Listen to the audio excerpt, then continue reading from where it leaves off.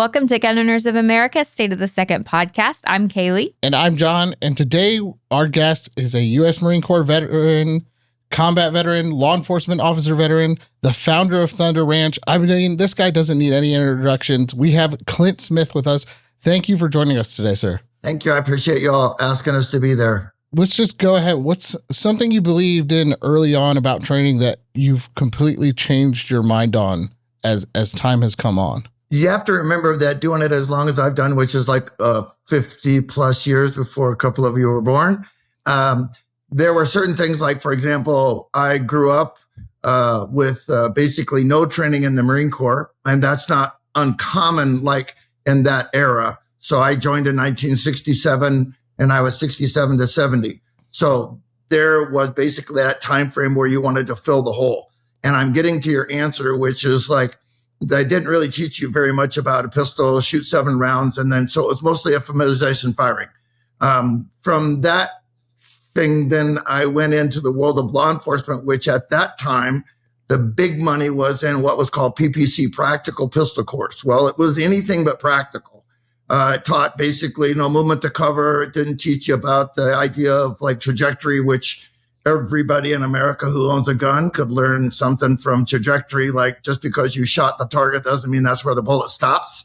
And so I think that that was some of my first eye openers. Long story short, because I know we're dealing with time, but I went to a law enforcement firearms instructors thing at Camp Perry in Ohio, and they stood up in front and said, okay, this is where most police officers are killed at 7 yards, and they're killed by this and killed by that. And so like at the end of the banter, I raised my hand and I said, if we know we're dying inside 7 yards, why are we here? Why wouldn't we teach officers to extend the distance from the target? I know we have to close the ground to effect arrest, etc. And I was politely told by a couple people, just sit down and shut up. And so that was my first eye opener at that. The idea of what you have 100 years of tradition unimpeded by progress. So what you want to do is you want to teach people to not move if you have cover, but if you don't have cover, the reason you go to cover is to look for better cover. So it's a tradition of like not moving. And we already know that that triad for survival for us, you, I, all of us, homeowners, everybody, law enforcement, military, is for us. The military says shoot, move, and communicate. Historically, over the years, I didn't change it because I'm not that good, but I did reverse it. We need to communicate. So stop, get out of my house, move, or take advantage of going to cover or using protective cover. Okay. And there's a difference between cover and concealment, which you know.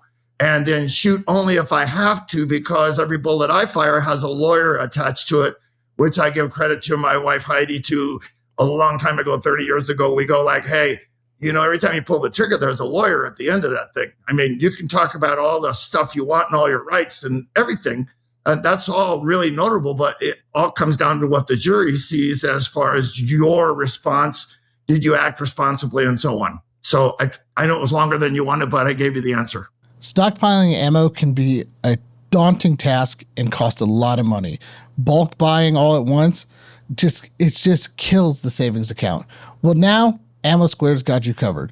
Just like a savings account, you can put a specific amount of money towards the type of calibers and type of ammo you want and build up an ammo savings account. They have a climate-controlled facility with over 70 different calibers. Guys, this is as simple as just plug and play and forget. And guys, if you don't need that ammo anymore, you can sell it back to Ammo Squared for a profit. Go to Ammo Squared right now to start your ammo savings account. I kind of want to touch on, so when you were starting your training and things like that, the long gun was the primary weapon. And as more has gone on over the last years with the expanding of concealed carry, that the pistol seems to be becoming this more primary weapon and this more training focused thing. How have you seen the evolution of just education on pistol techniques from when you started to now we're looking at kind of that shift? I think so. You know, in 1970, when I came home from Vietnam, I just spent 2 infantry tours in Vietnam. And the first thing I did when we got in law enforcement is they took rifles away from us. Okay. Because they wanted to demilitarize, much like you're hearing now about we don't want guys to have their face covered. We don't want this. We don't want that. And I just kind of go, well, the bad guys got their face covered. So like, what the hell? Okay. So that said, the rifle thing really didn't kick back in for us until April of 1986 in the Miami FBI shooting, when all people involved talked about the psychological and physiological, the word, effect that the rifle had on them in this gunfight. Because most gunfights aren't 50 yards. That's the problem with PPC. Most gunfights are the width of the car, the length of the car, 2 cars if you're smart, because I'll use my car for cover, and or whatever I'm using in the house. And pistols are tools of convenience. Pistols are not tools of effectiveness. If you want to end a fight, you shoot the son of a gun with a rifle. And that wasn't the word I was thinking of, but you get the point. Okay. I have a little thing that I teach in school. Handguns put holes in people. Rifles put holes through people. Shotgun, right range, right load. Okay. We'll take a chunk of meat off and throw it on the floor. And again, we are talking about guns. So people go, we are very violent. I'm not violent. I'm actually a really nice guy. I might have a therapist that says I have harsh delivery, but that's my biggest problem. I'm not going to bull people around. I don't know if I can say that word, but it's the truth. Okay. I'm not going to bull people around when I have them in class, because they incrementally give me small amounts of time to work on them to save their lives. Like I've told people to their face, you need to lose 100 pounds. I like you. You're very attractive, but you're too fat and you're going to die because you won't be able. And it doesn't matter about you. Well, my family, your family's not relevant. Okay. Your partner's not relevant. You cannot save those people if you can't save yourself.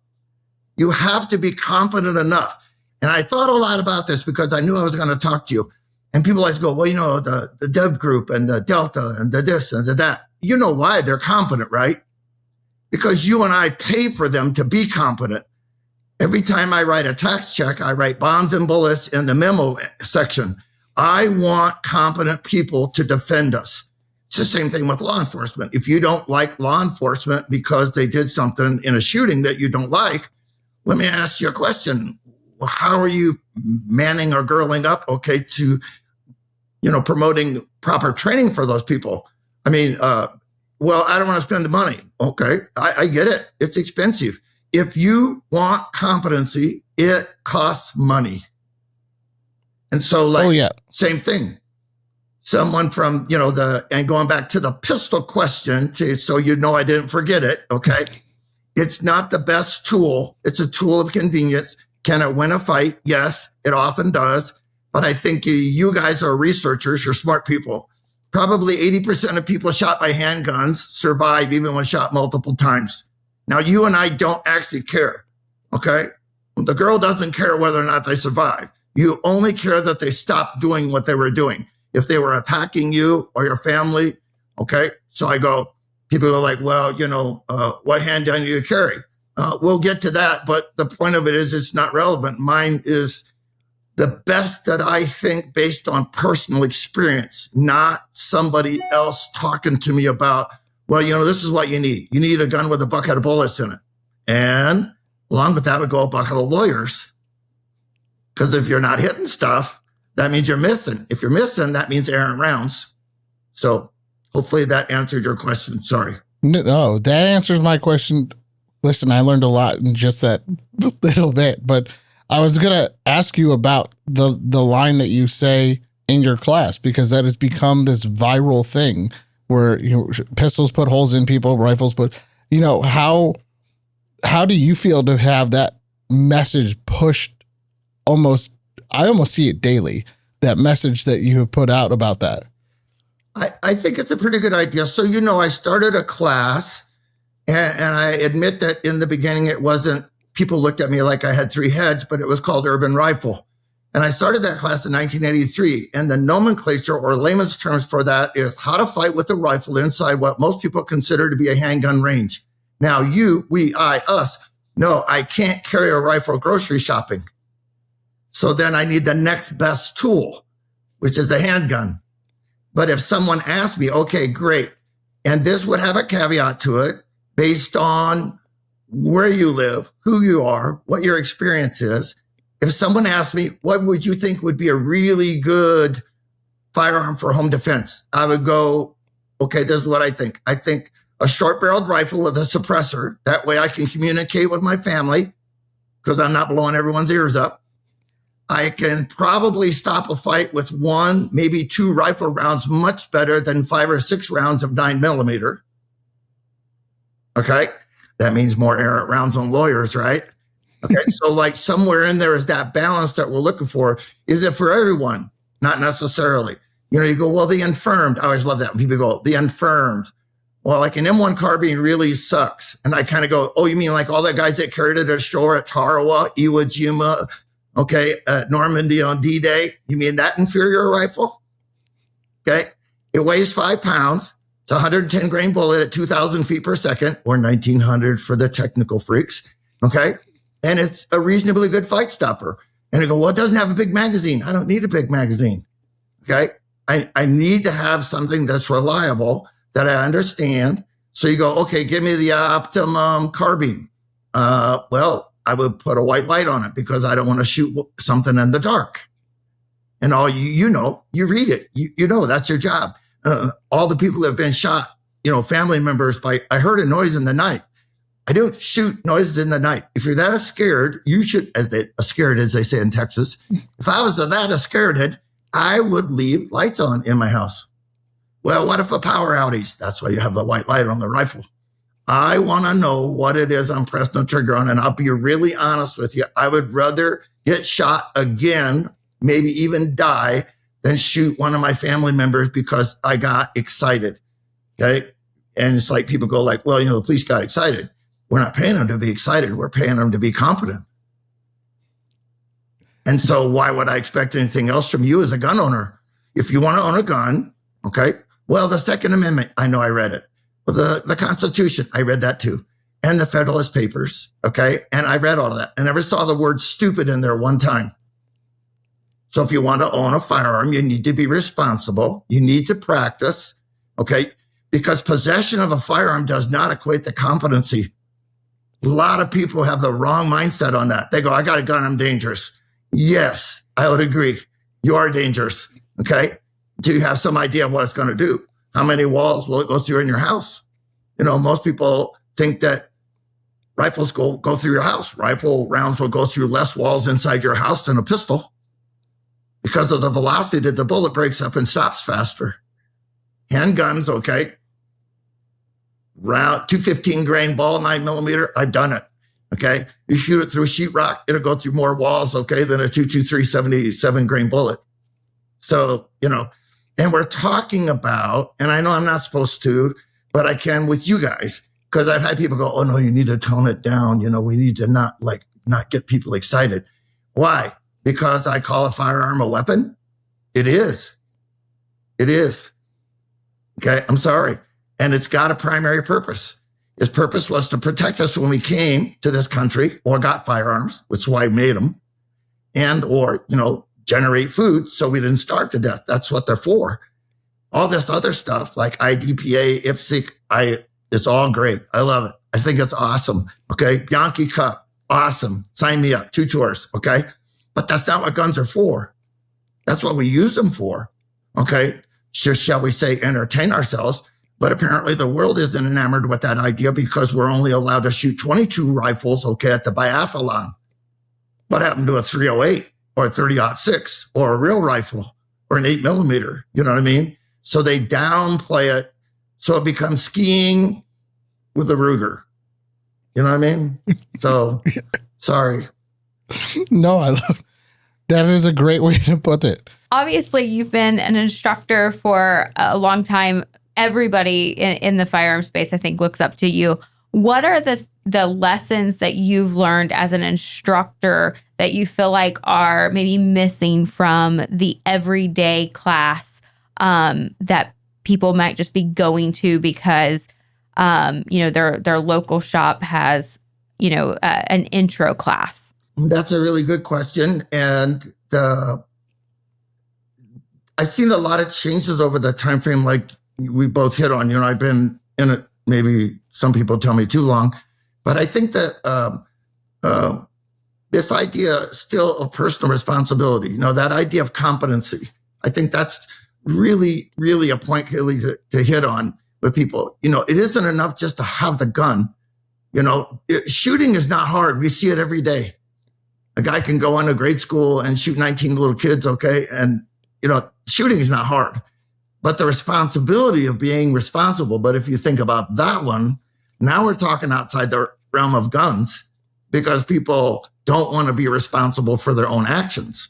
It's like, I saw a note on yours about the, protection from liability for the gun manufacturers. Well, first of all,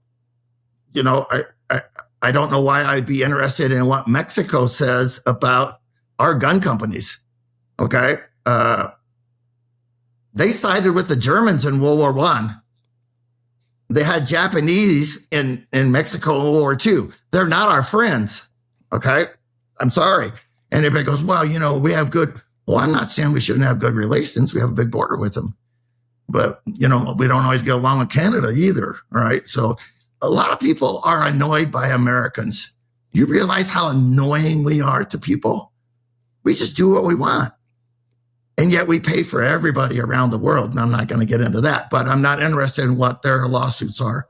There's a lot of stuff if we want to get into that, but I don't know if that answered it exactly or not. So you have to tell me, because sometimes, like my wife says, you got on a bender there, buddy.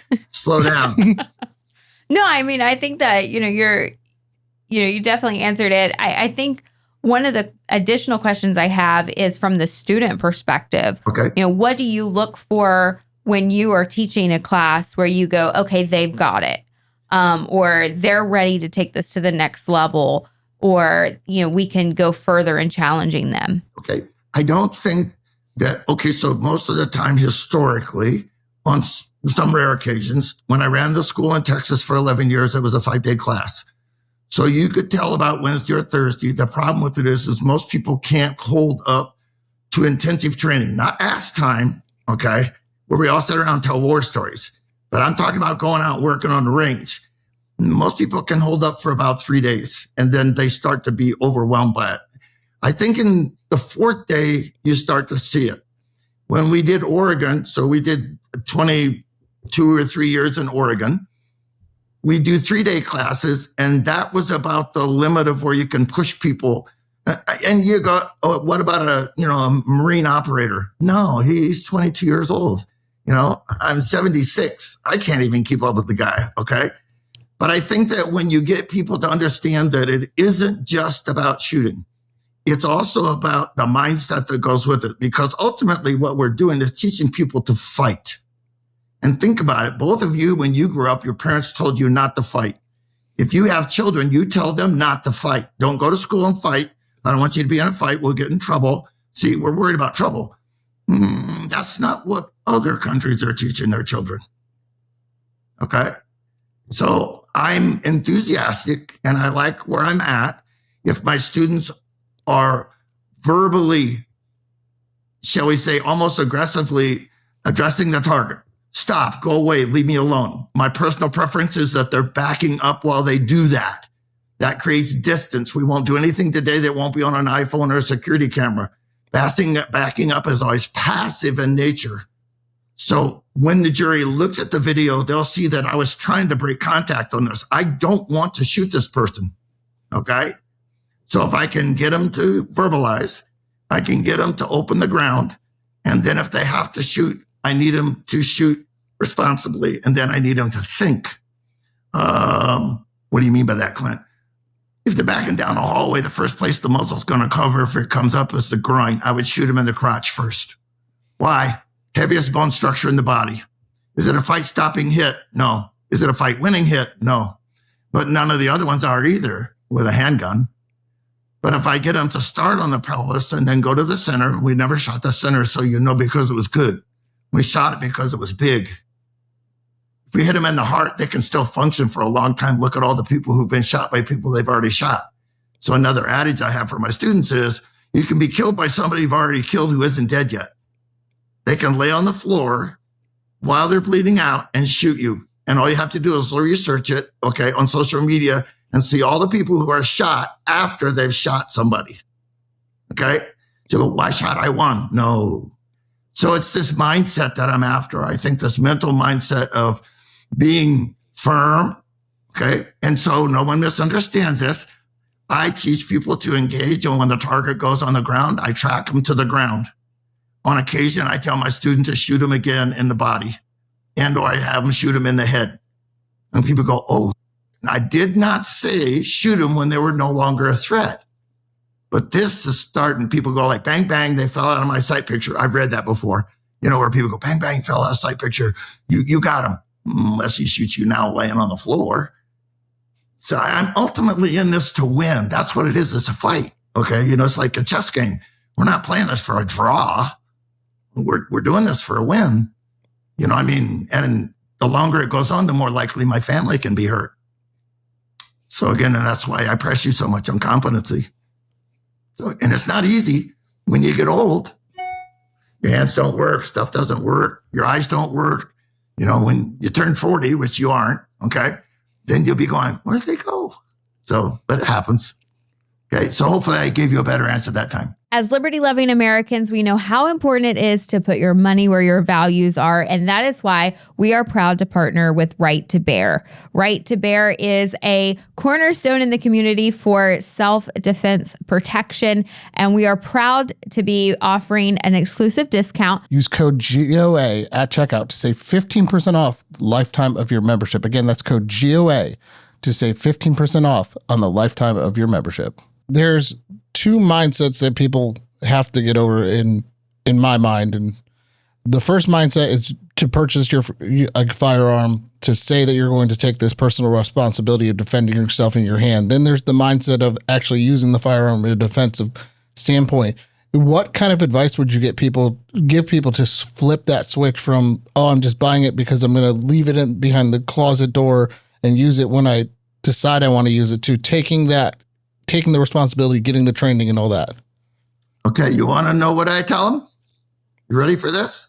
Ready. You got to think of something that really pisses you off. You got to think about somebody punching your wife in the mouth while they're on the street. You got to think about somebody kicking your dog. You have to think about someone trying to slit your kid's throat. I mean, there was a great one on video not long ago. A cop goes in the East Coast, and the guy standing there is holding a knife to a little boy's throat. Turns out it was his brother. Okay.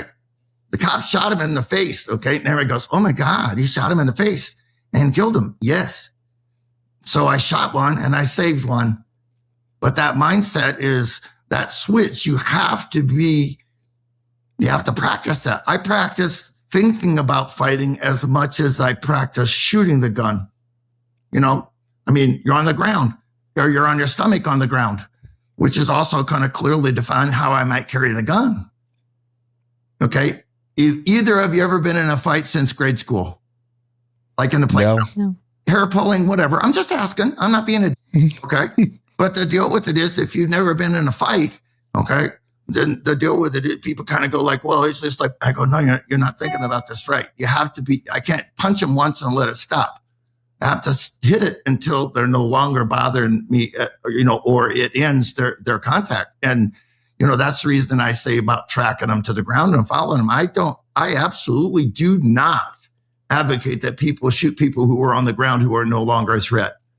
And we've seen guys go to jail over that, like because they're, on their iPhone running their gums as they walk up and shoot the guy in the face. But then again, look at how and what happens to most cops who are shot on traffic stops if the guy doesn't walk up and the last thing he does is shoot him in the head or the face while they're laying on the ground. Okay. I mean, those people are fighting. But the other issue is, okay, and it's hard for people to choke down. The people that you are fighting are different than you. Both of you are very attractive. You have good jobs. You have families. You're working very hard to do the right thing. You're promoting an idea, okay, and promoting an ideology that's correct. The people that we're going to fight, folks, do not have any rules. None. Okay? They'll run over you with a car if they think they can get away with it. And it'll be okay if I wind up being crippled. But if I shoot them, then that winds up being evil.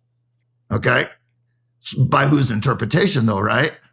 So like, we as human beings have a hard time. If everybody could take a class in psychology and learn how crazy people are, when people, it is one of the redeeming values of being a cop and being into infantry tours. Okay.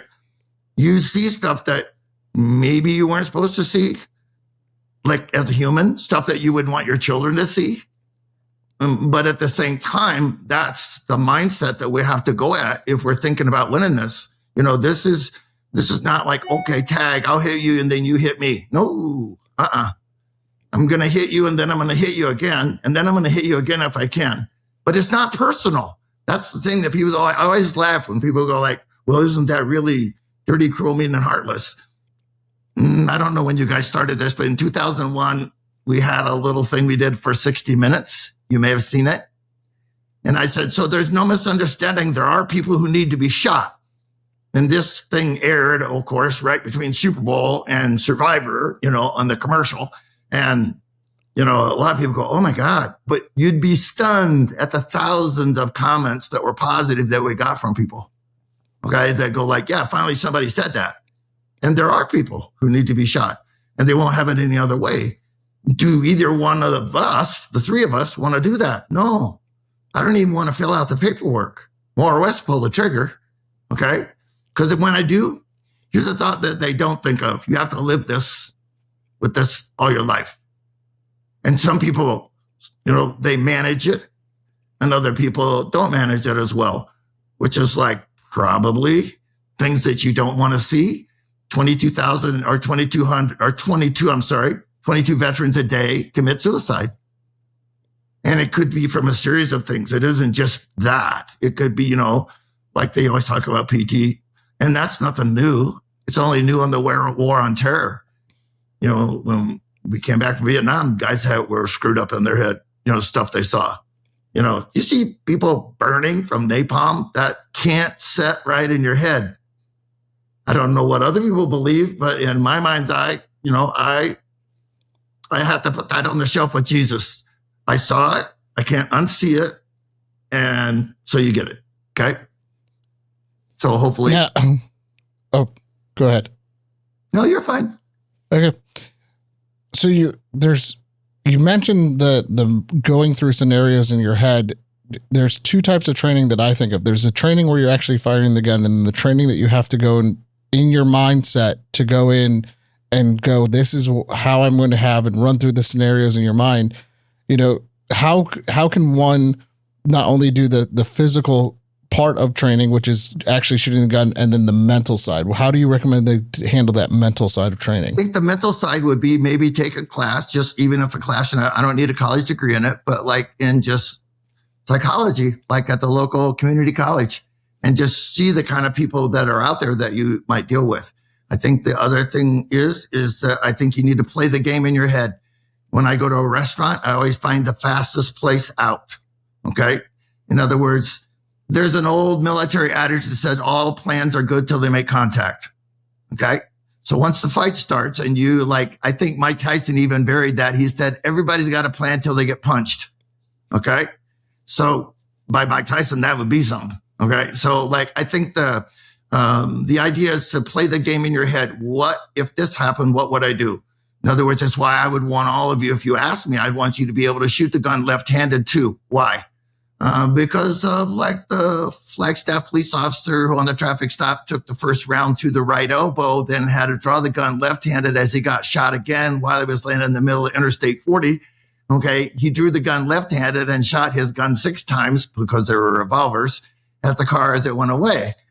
And so you have to think that he didn't just draw that gun left-handed that day. You know what I mean? So people go I'm going to shoot two-handed unless you only got one, because now I'm moving one of my kids out of the way. So the psychology can be okay, all of you should have a fire extinguisher, for example, besides your bed. Statistically, you're more likely to burn alive than you ever be killed in a home invasion. There's a great book. You guys, if you've never read them or saw them, especially in your line of work, it's called On Killing by Dave Grossman. And it isn't about killing people. It's about the psychology of killing people. Then he has a second book called On Combat. And he's a colonel in the army. And this guy had access to everybody, Afghanistan and Iraq, all that. So in other words, it isn't, I always let people go, like in the military, it doesn't matter. Okay. When you're in a fight, it doesn't matter what your uniform is. You can have Levi's on and a black shirt. Okay. Or you can be with a helmet and body armor. You know what I'm saying? If someone attacks you in the parking lot, they're not worried about you know why they attack? Because they thought they could. That's the reason when you have a state that, or a location where you have concealed carry, there's always a question in their mind. Always a question. If I do this guy, it's just like people don't not break in your house because they're afraid of the police. When the police arrest them, they got to let them go. They don't break in your house because they think they're going to get their ass shot off by you. Okay. Homeowners. So that's the reason that, guns are a good thing. But, I think the idea of like, for example, I know people think it's strange, especially at my advanced age, but if I pick a gun up and I'm going to put it on, I check the round in the chamber, I check the magazine in the gun, and I do it every single time. Okay. And so like, I put the gun on, why did I put the gun on? Well, I think I might have to defend myself. Then did you check it? Well, it was loaded yesterday. Yesterday is not your answer. It's just preparation. People go, I don't want to live that life. Neither one of you may want to broadcast like you are now on podcasts with crazy people like me the rest of your lives. You may want to do something where we're looking at rainbows, zebras, and big bunnies.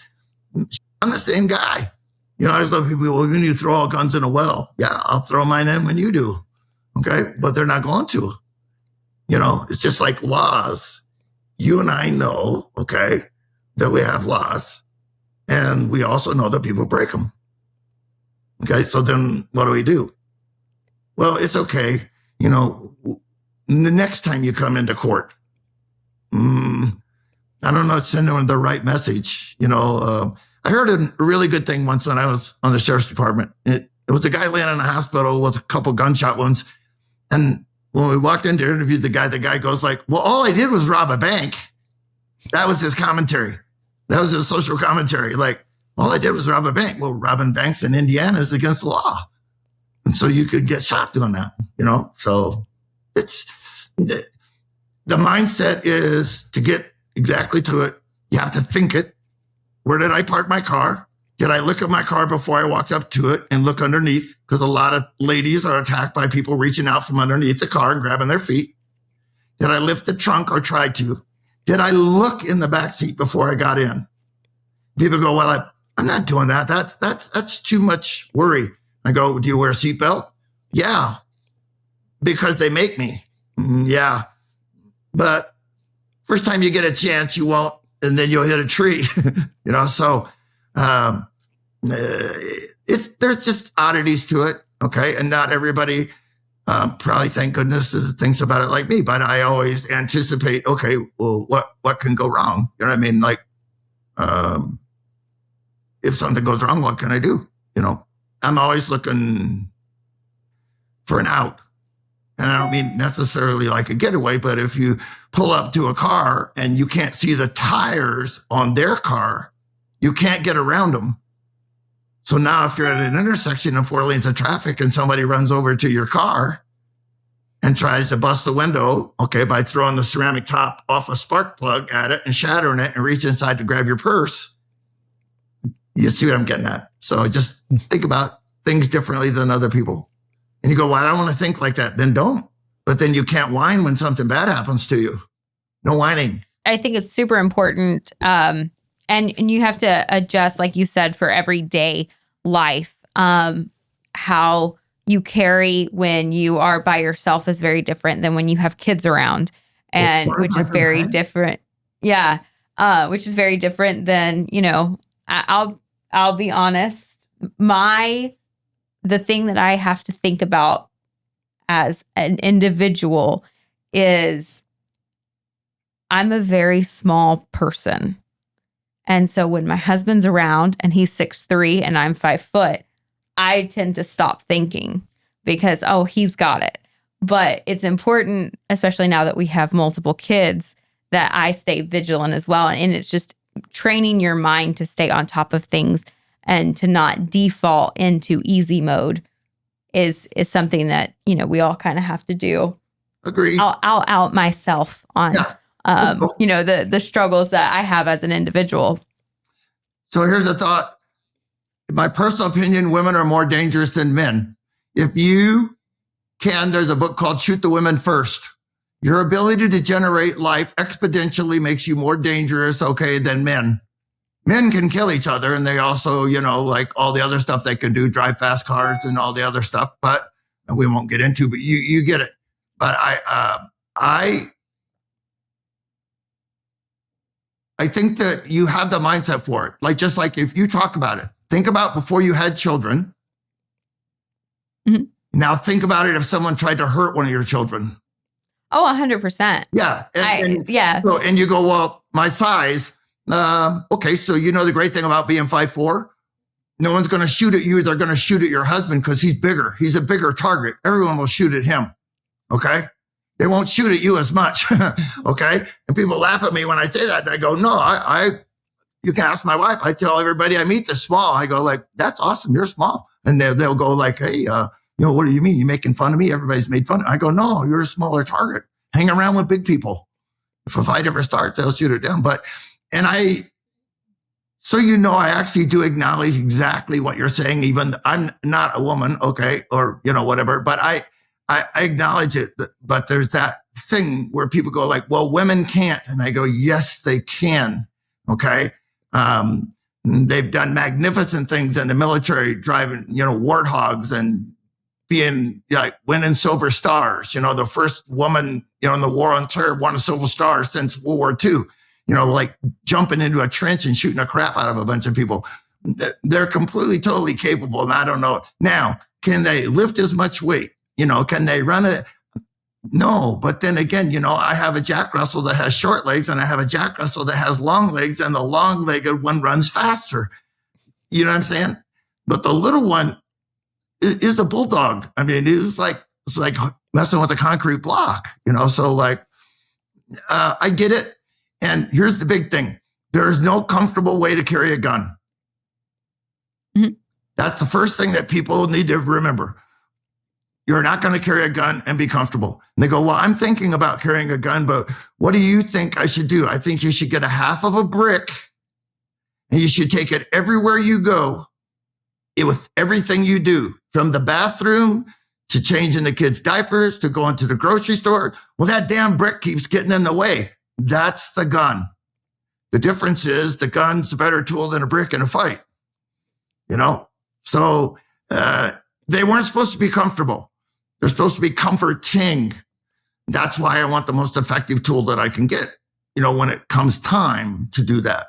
If you're like me, you are probably slightly addicted to your phone, and that means it is incredibly important who you choose as your cell phone provider. And now it's time to switch your cell phone service over to Patriot Mobile, a freedom-loving brand that supports the Second Amendment and GOA's mission. I am a customer of Patriot Mobile as well as a big fan, because Patriot Mobile not only gives great nationwide coverage from the top 3 carriers, but they also support the Second Amendment. Patriot Mobile is super easy to switch to. It only takes a couple minutes. You can keep your phone, keep your number, and they have a full US-based customer service. This is why we are proud to be offering 1 month free service plus 15% off of every line with Patriot Mobile when you use code GOA. Again, that's patriotmobile.com/GOA and use code GOA at checkout to get 1 month free and save 15% off on each additional line. So we're at the point of our show where we do our From the Soapbox. This is where we get super spicy, even though we've been spicy and I love this episode altogether.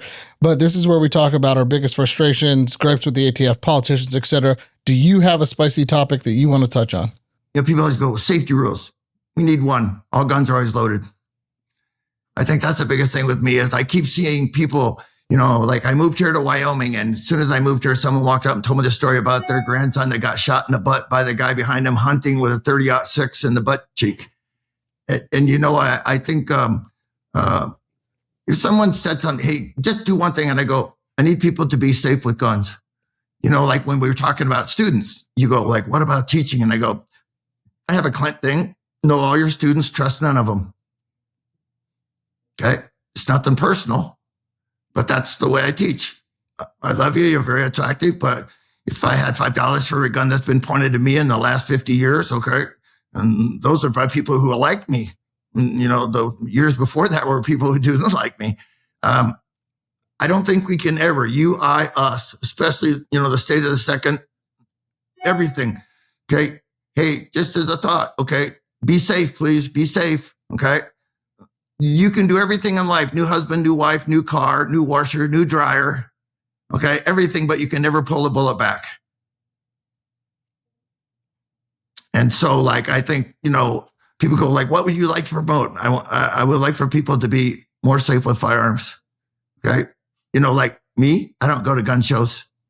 And they go, well, why not? Because click, clack, click, click, click, clack, click, click, click, click, in the parking lot, in the building. Oh, don't worry, they're not loaded. Right.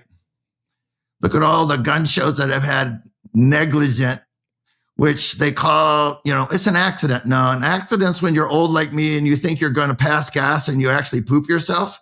That's an accident. Okay. We're talking about incompetence here, truly incompetent. People assume, out of you and me, right? So the deal with it is I would go like, name one thing. I'd like for people, if I give everybody one blessing, it would be a blessing of safety. Think about what the muzzle is, okay? Some of the worst gun handling I've ever seen is when I dealt with military people. But then again, I don't have a Black Hawk coming to take me out when I get shot. Now and it's just, I think, if I do, and people, like I used to write a column, I used to write in the old days for American Handgunner and that when they still had paper magazines, and people always go like, hey, what's your column this month? And I go, safety. And then the next month I was supposed to write and they go, what's your column this month? And I go, safety. And they go, well, you can't write the same thing all the time. And I go, yes, I can. Look at how many accidents between this month and last month. You call them an accident, but I call them something else, but you get it. Okay. It's a mechanical device. It's but it has no will of its own. It's got to have somebody that's sort of loose behind the wheel. And then and I'm telling you right up front, my personal opinion, people who are closest to each other are the ones that are most dangerous to each other. Like I would never point a gun at my wife. Have I probably in passing? Yes. Has she passing? Yes. But we always correct each other. And like if I'm carrying a gun in the car, I get in the car, she gets in the car, and I go gun, right hip, magazine, left hip, okay. I also carry a tourniquet, but people go like, oh, that's a bit overboard. Unless you're bleeding, it's, and people go like, wow, I don't enjoy guns when I'm around you because you're just too, I don't tell people what to do. I just don't go around them. Like, we like I said, I don't go to gun shows, Most dangerous place in the world is a public range. You think about it. Everybody's in a parking lot handling guns, messing around. And nothing ever happens here. Bang. Oh, shit, Bob got shot. Oops. Must have been an accident. So, you know what I'm saying? It's just the way I think. So. No, I worked at a public range. I know the feeling. So I have to ask you this. You are a firearms historian collector. What are your top 5 historical firearms of all time? Okay, the 1911, of course. And old school, got it. The next one I think is the transition. Okay, 2 things. Again, people, when you ask me about what people should learn about history, because if you learn history, then you learn what was important. So there's a thing called the Fetterman Massacre and the Wagon Box Fight. And the transition between that was the muzzle loading gun at the Fetterman Massacre, where all 88 of them died. And then the next transition the following year was the Wagon Box Fight, which was the Amerindians or whatever they want, indigenous people, whatever is being called this week. Okay. They, got their butts shot off because that was their first introduction to the cartridge case gun in the trapdoor Springfield. So there's that transition. The Henry we already talked about, and I'm counting the last thing as 2 guns, not 1. And I think if someone go pick a gun, I would go 30-40 Craig. Why? first 30, first smokeless powder, first magazine fed, first bolt gun. I mean, it was the space shuttle compared to the trapdoor rifle. I mean, it was a quantum leap. What's it, a perfect gun? No one ever said that. Okay. I mean, 8mm Mauser is probably a really, as far as a gun that was made, that's been made worldwide. Yeah.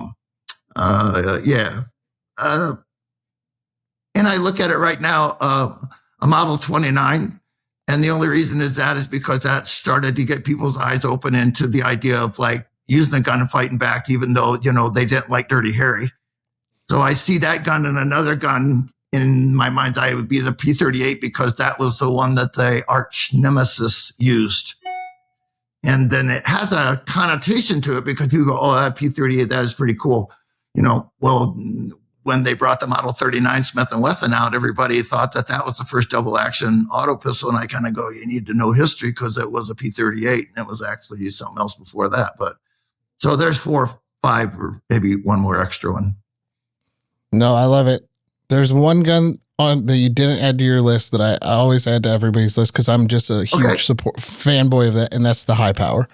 Yeah, Browning high power, excellent gun. Yeah. The same thing. And I don't know how they are for you. I love the gun, and it was like a high cap gun before people thought about high caps. Now no one can open their mouth about a gun without it being plastic and high cap.